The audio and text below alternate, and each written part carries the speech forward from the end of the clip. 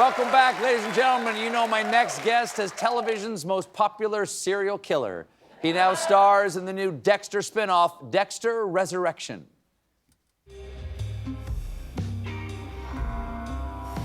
What? Nothing. That's just it. I'm seeing nothing. If Harrison did a kill here, he cleaned up well.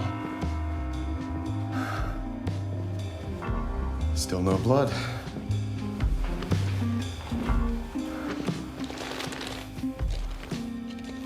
It's interesting.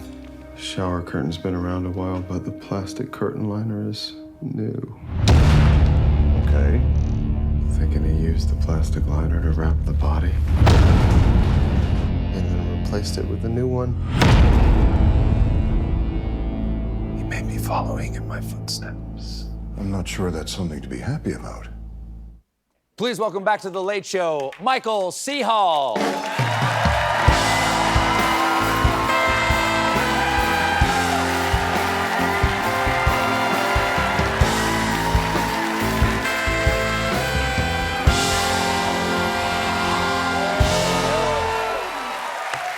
Hi, Michael C. Hall. Hi. How are you? Nice to see you again. I'm well. Nice to see you. Now, before you were Michael C. Hall, and we knew you from 6 Feet Under and for Dexter, you worked just right around the corner from this theater over there at Studio 54.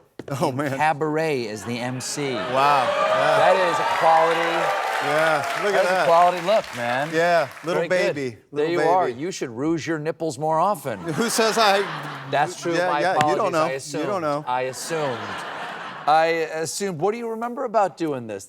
Must have been big for you. Oh, it was like, yeah, it was the job I got when I was able to tell family about it, where they were like, oh, okay, maybe this is gonna work out. You know, I actually realized driving here today that I got the news that I had the job under the marquee for this show. At the Ed Sullivan Theater. Yeah, right because here? I auditioned right around the corner, around Studio 54. I went and got a sandwich.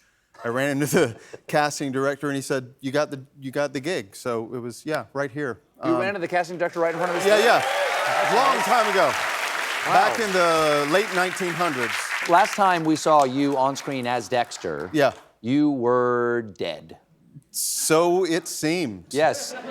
It really did seem very Yeah, convincingly that you were dead. Yeah. And now you're all better. That's right. Because this That's isn't right. a prequel, right? No, it's That's a heck of a Band-Aid. Well, it was very cold on that forest floor. There you go. Slow your heart rate down. His son was a pretty good shot, but fortunately not quite good enough. And Okay. yeah, you know, after some time passed, I was having a conversation with Marco Siega, our director. Yeah. And I was just missing the camaraderie, appreciating what a unique thing it is to work with people you love on something that you love. And I just said, what if he didn't die? Is that crazy? I mean, he's a resilient guy. Sure. And one thing led to another, and the next thing I know, this conversation had started about how that might happen, and these things gained What if he was taking a momentum. lot of supplements? Yeah. We didn't see the scene, but yeah, Exactly. he took a lot of vitamins that morning. Yes. So I know your mom has opinions about your work. I have heard.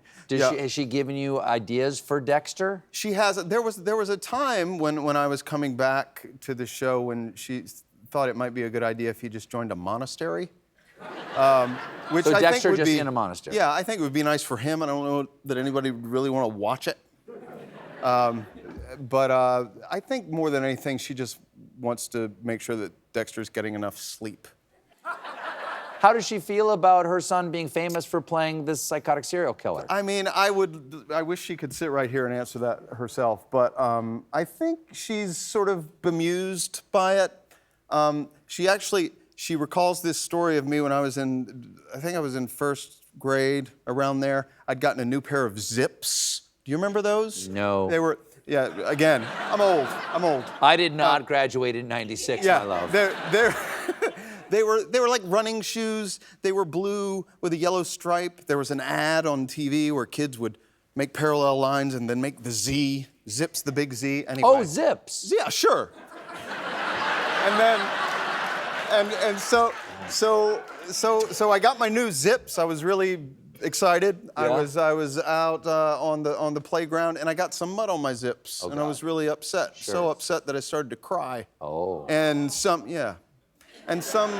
second or third grader, older kid, Sure. started to tease me and laugh at me for crying, and I attacked him. And I didn't really remember this, but I remember when Dexter was happening, Mom saying, "Yeah, I remember when you attacked that kid when your zips got muddy. You had it in you." It's a fine line. It's a fine line. Yeah, and if I'm ever at work and I'm struggling to sort of get into a scene, I just remember my muddy zips. It does the job. We have to take a quick break. We'll be right back with more Michael C. Hall, everybody. Stick around.